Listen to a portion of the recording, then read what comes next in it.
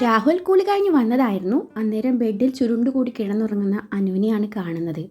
അവളുടെ ആ കിടത്തം കണ്ടപ്പോൾ അവന് നേരിയ വിഷമം തോന്നി. അവൻ പെട്ടെന്ന് തന്നെ ഡ്രസ്സും മാറി വണ്ടിയുടെ കീ എടുത്ത് അവിടെ നിന്ന് ഇറങ്ങി.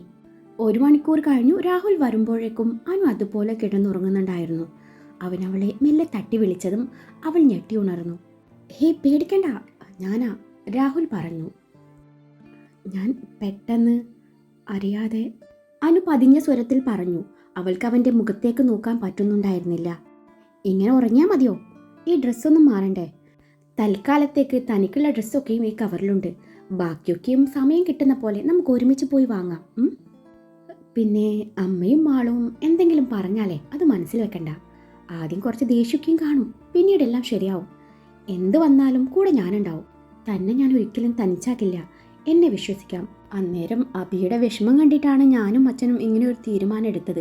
പക്ഷേ ഇപ്പോൾ ഒരാളെ പെട്ടെന്ന് ഇഷ്ടപ്പെടുക എന്ന് വെച്ചാൽ അതിന് പല അർത്ഥങ്ങളുണ്ടാവാം. പക്ഷേ താനിപ്പോൾ അബിയുടെ അനിയത്തി എന്നതിലുപരി ഞാൻ താലി കെട്ടിയ പെണ്ണാണ്, എൻ്റെ സ്വന്തമാണെന്നൊരു തോന്നൽ. അങ്ങനെ വിശ്വസിക്കാനാണ് എനിക്കിഷ്ടം. കഴിഞ്ഞതൊന്നും താനിനി ഓർക്കാനേ പാടില്ല. അത് ഒരു അടഞ്ഞ അധ്യായമാണ്. ഇനി പുതിയൊരു ജീവിതമാണ്. അവിടെ ഞാനും താനും മാത്രമേ ഉണ്ടാവാൻ പാടുള്ളൂ. പെട്ടെന്ന് കയറി എന്നെ സ്നേഹിക്കണം എന്നൊന്നും ഞാൻ പറയില്ല. സമയം എടുത്തോളൂ. എന്നുവെച്ചേ ഒരുപാട് കാലമൊന്നും എന്നെ വെയിറ്റ് ചെയ്യിപ്പിക്കരുത്. എന്നാൽ അവന് പെട്ടെന്ന് ഫ്രഷായി വാ, നമുക്ക് ഒരുമിച്ച് താഴേക്ക് ചെല്ലാം എന്നും പറഞ്ഞുകൊണ്ട് അവൻ ഫോണും പിടിച്ച് ബാൽക്കണിയിലേക്ക് നടന്നു. അവൻ്റെ വാക്കുകൾ അവൾക്ക് നേരിയ തോതിൽ ആശ്വാസം നൽകി. അനു പെട്ടെന്ന് ഫ്രഷായി രാഹുലിൻ്റെ കൂടെ താഴേക്ക് ചെല്ലുകയായിരുന്നു. താഴേക്ക് ചെന്നതും രാഹുലിൻ്റെ അമ്മയിൽ നിന്നും മാളുവിൽ നിന്നും അവഗണന മാത്രമായിരുന്നു അവൾക്ക് കിട്ടിയത്. ഓരോന്ന് പറഞ്ഞും ഇരുവരും അവളെ കുത്തി നോവിച്ചുകൊണ്ടിരുന്നു. ഒടുവിൽ സഹികെട്ട രാഹുൽ തൻ്റെ വണ്ടി എടുത്ത് എങ്ങോട്ടോ പോയതും പിന്നീട് അനു ആ വീട്ടിൽ ഒറ്റപ്പെട്ടു പോവുകയായിരുന്നു. ഒറ്റപ്പെടലിൻ്റെ വേദന എന്താണെന്ന് അനു തിരിച്ചറിയുകയായിരുന്നു. ആ നിമിഷം അനുവിൻ്റെ മനസ്സിലൂടെ ഓടിയെത്തിയതേ ദേവ് വിവാഹം കഴിഞ്ഞ് വീട്ടിലേക്ക് കയറി വന്നപ്പോൾ താനും അപ്പവും അച്ചുവും പ്ലാനിട്ടുകൊണ്ട് ദേവുവിന് നൽകിയ അവഗണനയാണ്. കൊച്ചേ, ദേ വന്ന് ചായ കുടിക്കാൻ നോക്ക്. നാളെ മുതലേ കൊച്ചും കൂടി ചേർന്ന ഇതൊക്കെ ചെയ്യണ്ടേ, രാധിക അടുക്കളയിൽ നിന്നും വിളിച്ചു പറഞ്ഞു. അനു നിറയാൻ വെമ്പുന്ന മിഴികളെ ശാസിച്ചു നിർത്തി അടുക്കളയിൽ ചെന്ന് ചായ എടുത്ത് കുടിച്ചു. അവൾക്ക് നല്ല തലവേദന ഉണ്ടായിരുന്നു. വയറിൽ നിന്നും വിശപ്പിന്റെ വിളി ഉയർന്നു വന്നു. ഉച്ചയ്ക്ക് അവൾ ഒന്നും കഴിച്ചില്ലായിരുന്നു. അങ്ങനെ കഴിക്കാൻ പറ്റുന്ന സിറ്റുവേഷനിലായിരുന്നില്ലല്ലോ. രോഹിത് തന്നെ വഞ്ചിച്ചു എന്നതിനേക്കാളേറെ അവളെ തളർത്തിയത് മറ്റു പലതുമായിരുന്നു. ഒരു മുൻപരിചയവും ഇല്ലാത്ത ഒരാളുടെ കൂടെ ഇനിയുള്ള കാലം ജീവിക്കണമല്ലോ എന്നോർത്തപ്പോൾ അവൾക്ക് മരിച്ചാൽ മതി എന്നായിരുന്നു. അതിനേക്കാൾ ഉപരി പേടിയായിരുന്നു രോഹിത്തിന്റെ പേരും പറഞ്ഞ് തന്നെ രാഹുൽ വേദനിപ്പിക്കുമെന്നോർത്ത്. പക്ഷേ ഇതുവരെയുള്ള കാര്യങ്ങളൊക്കെയും വെച്ച് നോക്കുമ്പോൾ ആളൊരു നല്ല മനുഷ്യനായിട്ടാണ് അവൾക്ക് തോന്നിയത്. മോശമായിട്ടുള്ള ഒരു നോട്ടം പോലും ആളുടെ ഭാഗത്തു നിന്നുണ്ടായിട്ടില്ല എന്നത് അവൾക്ക് ആശ്വാസമായിരുന്നു.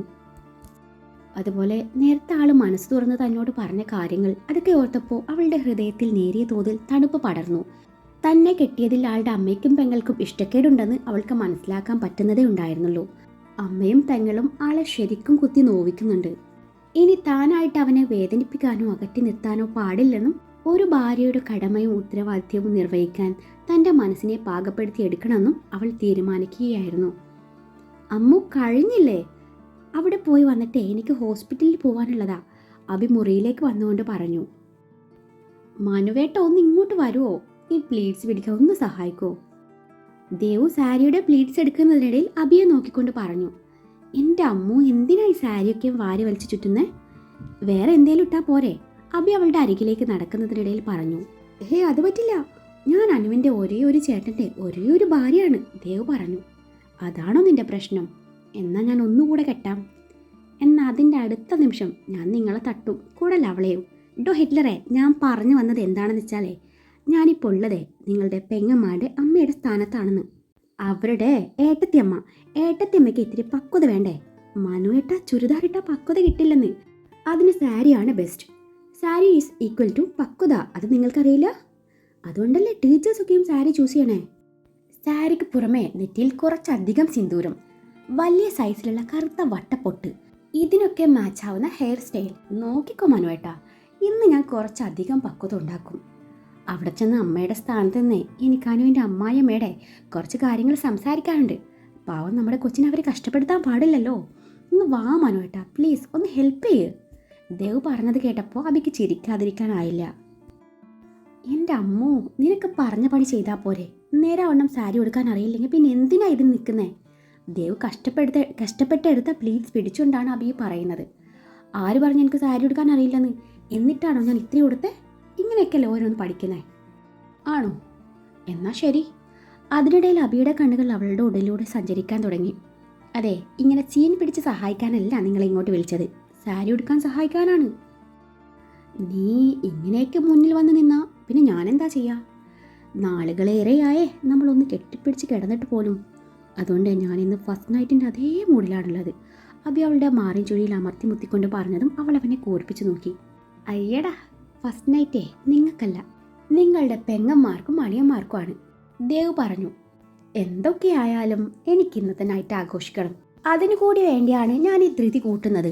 അത് പറയുന്നതിനോടൊപ്പം അവൻ കയ്യിൽ പിടിച്ച പ്ലീറ്റ്സ് അവളുടെ പാവാടക്കുള്ളിലേക്ക് കുത്തി തിരികെ വെച്ചിരുന്നു. അതോടൊപ്പം അവളുടെ വയറിനെ ഒന്ന് തഴുകാനും അവൻ മറന്നില്ല. അവന്റെ ആ പ്രവൃത്തിയിൽ ദേവ് ശ്വാസം അടക്കി പിടിച്ചു വയറുള്ളിലേക്ക് ഉന്തിപ്പിടിച്ചു നിന്നു. ഇനിയും സഹായിക്കണമോ? അവൾക്ക് നേരെ മുഖമുയർത്തി പുരികം പൊക്കിക്കൊണ്ട് അവൻ ചോദിച്ചു. അയ്യോ വേണ്ടായേ എന്നും പറഞ്ഞുകൊണ്ട് അവൾ പെട്ടെന്ന് സാരി ഉടുത്തു. പക്വത തോന്നിക്കാൻ വേണ്ടി പിന്നീട് അവൾ ഓരോന്ന് ചെയ്യുന്നത് കണ്ടതും അവൻ അതൊക്കെ പിടിച്ചു വാങ്ങി തിരികെ വെച്ചു. ശേഷം ചെറിയ സൈസിലുള്ള സിൽവർ ഡയമണ്ട് സ്റ്റിക്കർ പൊട്ടും ഇട്ടു കൊടുത്തു. നേരിയ രീതിയിൽ സിന്ദൂരവും തൊട്ടു കൊടുത്തു. ശേഷം അവളുടെ മുടി ഫ്രീ ആയി അഴിച്ചിട്ടു. ഒരു സിമ്പിൾ ഡയമണ്ട് നെക്ലേസും ഇരു കൈയിലും സിമ്പിൾ ഡയമണ്ട് ബാംഗിൾസും ഇട്ടുകൊടുത്തു. ശേഷം അവളെ കണ്ണാടിയുടെ മുന്നിൽ കൊണ്ടുപോയി നിർത്തി. അമ്മു, ഇപ്പം എങ്ങനെയുണ്ട്? അടിപൊളിയല്ലേ? ഇത്തിരി ബ്യൂട്ടി സെൻസ് വേണോ? Beauty sense. അബി അതിനിടയിൽ അവൾക്കിട്ടൊന്ന് കൊട്ടി. അയ്യോ മനുവേട്ടാ, അപ്പോൾ എൻ്റെ പക്വത. അമ്മു, നമുക്ക് വഴിയിൽ എവിടെയെല്ലാം വണ്ടി നിർത്തി 1 കിലോ പക്വത വാങ്ങിച്ചാൽ പോരെ? ദേവുവിൻ്റെ പറച്ചിൽ കേട്ട് അബി പറഞ്ഞു. മനുവേട്ടാ പോ അവിടുന്ന്. ഈ മിണ്ടാതെ വന്നോണം അവിടുന്ന്. സത്യം പറഞ്ഞാൽ എനിക്ക് അങ്ങോട്ട് പോകാൻ തന്നെ പേടിയാ. അവൻ്റെ അമ്മയുടെ പ്രതികരണം എങ്ങനെയായിരിക്കും എന്നൊന്നും അറിയില്ലല്ലോ. ഓഹോ, അപ്പോൾ ചുരുക്കി പറഞ്ഞാൽ രാഹുൽ ഡോക്ടറും അച്ഛനും ജെം ആണെങ്കിൽ അമ്മ ജോമാണ്. നിങ്ങൾ നടന്നോ, ഞാൻ അവരെയും കൂട്ടി വീടും പൊട്ടി ഇറങ്ങാം. അത്രയും പറഞ്ഞുകൊണ്ട് ദേവു അച്ചുവും അപ്പുവും ചോട്ടുവും റെഡിയായി കഴിഞ്ഞു എന്നറിയാനായി അങ്ങോട്ട് ചെന്നു. ചോട്ടൂസ് ഫ്രണ്ട് ഇരുന്നോളൂ കേട്ടോ, ദേവു ചേച്ചി പിറകെ ഇരിക്കാവേ. അയ്യോ വേണ്ട, ദേവു ചേച്ചി അവിടെ ഇരുന്നോളൂ, ഞാൻ പിറകില്ല. പിറകിൽ നല്ല കാറ്റ് കിട്ടും, ചോട്ടുവാണ് പറഞ്ഞത്. ആണോ? ഇങ്ങനെ പറയാൻ ചോട്ടൂസിനോട് ആരാ പറഞ്ഞേ? അച്ചു ചേച്ചി, ഉടനെ വന്നു ചോട്ടുവിൻ്റെ മറുപടി. ചോട്ടു പറയുന്നത് കേട്ടെന്ന് ദേവ് കൃത്രിമ ദേഷ്യത്തോടെ അച്ചുനെ നോക്കി. ഞാൻ ചുമ്മാ അവളെ പറ്റിച്ചതാ, അച്ഛൻ നിന്ന് പരിങ്ങി. അത് ചോട്ടൂസിൻ്റെ സീറ്റല്ലേ, അതുകൊണ്ട് ചോട്ടു അവിടെ ഇരുന്നോളൂന്നേ. ചേച്ചി പിറകിലിരിക്കാവേ, ദേവ് ചോട്ടുവിൻ്റെ കവള് പിടിച്ച് കൊഞ്ചിച്ചുകൊണ്ട് പറഞ്ഞതും അവൾ സന്തോഷത്തോടെ കോട്ടയമി സീറ്റിൻ്റെ ഡോറും തുറന്ന് അവിടെ ഇരുന്നു. കയറിയ ഉടനെ അവൾ അബിയെ നോക്കി ചിരിച്ചതും അബി അവളുടെ മൂക്ക് പിടിച്ച് കൊഞ്ചിച്ചു. ദേ ആമി ചേച്ചി ഇങ്ങോട്ട് നോക്കുന്നു, ഒരു ടാറ്റ കൊടുത്തേക്ക് പിള്ളേരെ. അബിയുടെ വണ്ടി ഗേറ്റ് കടക്കാൻ നേരം ഹർഷന്റെ വീടിൻ്റെ സിറ്റ് ഔട്ടിൽ ഇരിക്കുന്ന ആമിയെ ചൂണ്ടിക്കൊണ്ട് ദേവ് പറഞ്ഞു. അപ്പോഴേക്കും ആമി പുറത്തിറങ്ങി ഗേറ്റ് വരെ വന്നിരുന്നു. പിന്നാലെ ഹർഷനും. അല്ല, നിങ്ങളിതെങ്ങോട്ടാ? ആമി ചോദിച്ചു. ഞങ്ങളെ ഒരു ഔട്ടിങ്ങിന് പോവുക, പിള്ളേരുടെ മൂടൊക്കെ ഒന്ന് ഓക്കെ ആവട്ടെ എന്ന് കരുതി. ആദ്യം ഒരു അടിപൊളി ഡിന്നർ, പിന്നെന്താ പിള്ളേരെ? ദേവ് അപ്പുവിനെ നോക്കി കണ്ണിറുക്കിക്കൊണ്ട് പറഞ്ഞു. പിന്നെ ഷോപ്പിംഗ്, അത് കഴിഞ്ഞ് ഐസ്ക്രീം, പിന്നെ ബീച്ചിൽ പോവും, എന്നിട്ട് ഒരു നൈറ്റ് റൈഡ്. ഇന്നത്തേക്ക് അത്രയേ ഉള്ളൂ. ദേവ് പറഞ്ഞതിന് ബാക്കിയെന്ന പോലെ അപ്പു പറഞ്ഞു. അപ്പോൾ നിങ്ങളൊക്കെ എൻ്റെ കല്യാണം കഴിയാൻ കാത്തു നിന്നതല്ലേ? ആമി പരിഭവിച്ചു. ചേച്ചിക്ക് വേണേ വരാം, പക്ഷേ തിരിച്ചു വരാൻ ഒത്തിരി വൈകൂട്ടോ. ഫസ്റ്റ് നൈറ്റ് മുടങ്ങും. ഫസ്റ്റ് നൈറ്റ് വേണോ ഔട്ടിങ് വേണോന്ന് ചേച്ചി തന്നെ തീരുമാനിക്ക്. ദേവ് ചിരി ഉള്ളിലൊതുക്കിക്കൊണ്ട് പറഞ്ഞു. ഞങ്ങൾക്ക് ഫസ്റ്റ് നൈറ്റ് മതിയിട്ടാ, അല്ല ആമി? ഹർഷൻ ആമിയുടെ കൈ മുറുക്കി പിടിച്ചുകൊണ്ട് പറഞ്ഞു. അതാണ് നമ്മുടെ ഹർഷേട്ടൻ. അപ്പോൾ ഹർഷേട്ട happy first night. Dev Harshan high five കൊടുത്തുകൊണ്ട് പറഞ്ഞു. താങ്ക്സ് ദേവു. അമ്മു, കുട്ടികളുടെ മുന്നിൽ വെച്ചിട്ടാണോ ഇതൊക്കെ? അബി അവളെ ശാസിച്ചു. ഒന്ന് പോ മനുവേട്ട, ഇന്നത്തെ കാലത്ത് ഫസ്റ്റ് നൈറ്റ് എന്താണെന്ന് മുട്ടേന്ന് വിരിയാത്ത കൊച്ചുങ്ങൾക്ക് വരെ അറിയാം, അല്ലേ അപ്പു? സോറി ചേച്ചി, ഇക്കാര്യത്തിൽ എനിക്ക് അഭിപ്രായമൊന്നുമില്ല. അബിയെ പേടിച്ചപ്പോൾ ഒഴിഞ്ഞു മാറിയപ്പോൾ അച്ചു ഞാനീ നാട്ടുകാരിയല്ല എന്ന പോലെ വിദൂരതയിലേക്ക് കണ്ണു നട്ടിരുന്നു. എൻ്റെ ആമി, ഇവർ നിന്നെ പറ്റിച്ചതാ, ഞങ്ങൾ അനുവിനെ കാണാനാ പോകുന്നത്. അബി ആമിയുടെ പരിഭവം മാറ്റിക്കൊണ്ട് പറഞ്ഞു. പക്ഷെ തിരിച്ചു വരുമ്പോൾ ഞങ്ങൾ ഡിന്നർ കഴിക്കൂട്ടോ, കാരണം ഞങ്ങളിവിടെ ഒന്നും ഉണ്ടാക്കിയിട്ടില്ല. ഞങ്ങളുടെ അടുക്കളയ്ക്ക് ഒരു സ്ഥാനം ഒഴിഞ്ഞ സ്ഥിതിക്ക് ഇനി മുതൽ ഭക്ഷണത്തിൻ്റെ കാര്യം വളരെ പരിതാപകരമായിരിക്കും. അതുകൊണ്ട് നാളെ മുതൽ ഭക്ഷണം തന്നെ അവിടെ നിന്ന് ആക്കിയാലോ എന്നൊരു ആലോചനയും ഞങ്ങൾക്കില്ലാതില്ല. എന്നാൽ ഞങ്ങൾ പോട്ടെ ആമി ചേച്ചി. ഹർഷേട്ട, ഓൾ ദി ബെസ്റ്റ്. ദേവ് അത് പറഞ്ഞു തീർന്നില്ല, അതിനു മുൻപേ അബി വണ്ടി മുന്നോട്ടെടുത്തിരുന്നു. അതിനിടയിൽ അബി ദേവുവിനൊന്ന് നോക്കി പേടിപ്പിക്കാനും മറന്നില്ല. പെങ്ങളെ കെട്ടിച്ച വീട്ടിലേക്ക് ആദ്യമായി പോകുന്നതുകൊണ്ട് നല്ല കനത്തി തന്നെ ബേക്കറി ഐറ്റംസും ഫ്രൂട്ട്സും ഐസ്ക്രീമൊക്കെയും അഭി വാങ്ങിയിരുന്നു. രാഹുൽ പുറത്തു പോയി വന്നതിന് തൊട്ട് പിന്നാലെയാണ് അഭിയുടെ കാർ ശ്രീനിലയത്തിന് മുന്നിൽ നിർത്തിയത്. വണ്ടിയിൽ നിന്നിറങ്ങിയ അഭിയെ കണ്ടതും രാഹുൽ അവർക്ക് നേരെ നടന്നു. വണ്ടിയുടെ ശബ്ദം കേട്ടിട്ടാണ് രാഹുലിന്റെ അച്ഛനും അമ്മയും അങ്ങോട്ട് വന്നത്. രാഹുൽ എല്ലാവരെയും അകത്തേക്ക് സ്വീകരിച്ചു. വരൂ മക്കളെ വരൂ. രാഹുലിന്റെ അച്ഛൻ എല്ലാവരെയും അകത്തേക്ക് സ്വീകരിച്ചു. രാധികയും നല്ല രീതിയിൽ തന്നെ അവരോട് പെരുമാറി. അനു അപ്പവും വണ്ടിയിൽ നിന്നും സാധനങ്ങളൊക്കെ എടുത്ത് അകത്തി വെച്ചു. എല്ലാവരും ലിവിംഗ് ഏരിയയിൽ വന്നിരുന്നു. ചുറ്റും ഒന്ന് കണ്ണോടിച്ചു. നിങ്ങളിവിടെ ഇരിക്ക്, ഞാൻ അനുവിനെ വിളിച്ചുകൊണ്ട് വരാം എന്നും പറഞ്ഞു രാഹുൽ മുകളിലോട്ട് നടന്നു. ഇതൊക്കെ അഭിയുടെ അനിയത്തിമാരാ?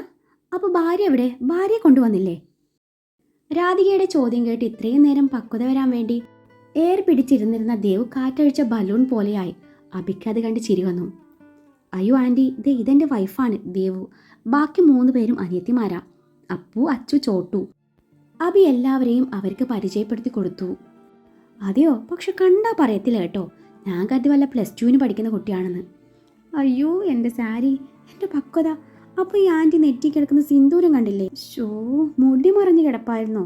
ദേവു ഓരോന്ന് ആത്മകഥം പറയുന്നുണ്ട്. ഇതേ സമയം രാഹുൽ മുറിയിലേക്ക് വരുമ്പോൾ അനു കിടക്കുമായിരുന്നു. അവൾ മയക്കത്തിലാണെന്ന് മനസ്സിലാക്കിയ രാഹുൽ അവളുടെ കാലിനടിയിൽ ഇക്കിളി കൂട്ടിയതും അനു പെട്ടെന്ന് കണ്ണു തുറന്നു ചാടി എഴുന്നേറ്റു.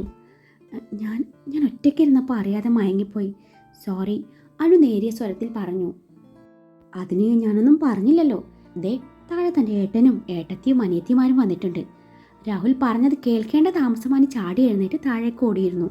സ്റ്റയറും ഇറങ്ങി ഓടി വരുന്ന അനുവിനെ കണ്ടു. ദേവു അപ്പവും അച്ചും എഴുന്നേറ്റ് അവളുടെ അരികിലേക്ക് നടന്നപ്പോൾ ചോട്ടു അനുവിൻ്റെ അരികിലേക്ക് ഓടിപ്പോയി അനുവിനെ കെട്ടിപ്പിടിച്ചു.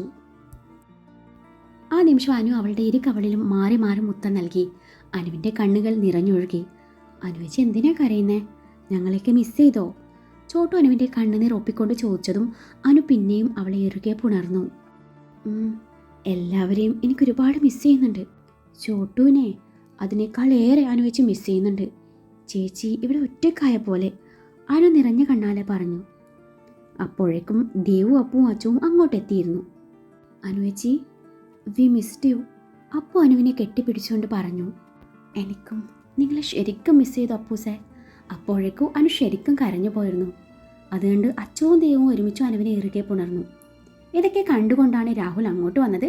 അവൻ്റെ മുഖത്ത് ചെറുചിരി വിരിഞ്ഞപ്പോൾ രാഹുലിൻ്റെ അമ്മയും അനിയത്തിയും മുഖം ചുളിച്ചു. അഭി തൻ്റെ അരികിലേക്ക് വരുന്നത് കണ്ടതും അനുവിൻ്റെ കണ്ണുകൾ പിന്നെയും നിറഞ്ഞു വന്നു. എന്തിനാണ് നിങ്ങനെ കരയുന്നേ? അഭി അവളെ തൻ്റെ മാറോട് ചേർത്തുകൊണ്ടാണ് അത് പറഞ്ഞത്. ആ നിമിഷം അനു അവനെ ഇറുകെ പുണർന്നുകൊണ്ട് കണ്ണുനീർ പൊഴിച്ചു. ഞങ്ങൾക്ക് നിന്റെ കൂടെ തന്നെയുണ്ട്. നിന്നങ്ങനെ മുഴുവനായിട്ട് ഞങ്ങൾ ആർക്കും വിട്ടുകൊടുത്തിട്ടൊന്നുമില്ല. നിനക്ക് ഞങ്ങളെയൊക്കെ കാണണമെന്ന് തോന്നുമ്പോൾ എന്നോട് പറഞ്ഞാൽ മതി. ദേ ഇതുപോലെ ഞങ്ങൾ വരും, അല്ലെങ്കിൽ നിന്നെ അങ്ങോട്ട് കൂട്ടിക്കൊണ്ടു പോകും. അഭി അവളെ ആശ്വസിപ്പിച്ചുകൊണ്ടിരുന്നു. അന്നേരം രാധികയും ആളും അവരോടൊക്കെ നല്ല രീതിയിൽ പെരുമാറുന്നത് കണ്ടതും അനുവിൻ്റെ കണ്ണുകൾ മിഴിഞ്ഞു വന്നു. മോളെ അനു, ഇവരൊക്കെ നമ്മുടെ വീടും മോളുടെ മുറിയൊക്കെ ഒന്ന് കാണിച്ചു കൊടുക്ക്. അമ്മ അപ്പോഴേക്കും കഴിക്കാൻ എടുത്തു വെക്കാം എന്നും പറഞ്ഞുകൊണ്ട് രാധിക മാളുവിനെയും കൂട്ടി അടുക്കളയിലോട്ട് നടന്നു. അനു അവരെയും കൂട്ടി തൻ്റെ മുറിയിലേക്ക് നടന്നു. ദേവു അനുവും കുറച്ച് മാറി നിന്ന് സംസാരിച്ചു. അനുവിൻ്റെ മുഖത്തിൽ നിന്നും ദേവ് പലതും മനസ്സിലാക്കിയിരുന്നു. ദേവ് ഓരോന്ന് പറഞ്ഞു അവളെ ആശ്വസിപ്പിച്ചു. ദേവുവിനോട് സംസാരിച്ചപ്പോൾ അനുവിന് പാതി ടെൻഷൻ കുറഞ്ഞതുപോലെ തോന്നി. അവിടുത്തെ അമ്മയും പെങ്ങളും തന്നോട് മോശമായി പെരുമാറിയ കാര്യം അനു ദേവുവിൽ നിന്ന് മറച്ചു വെച്ചു.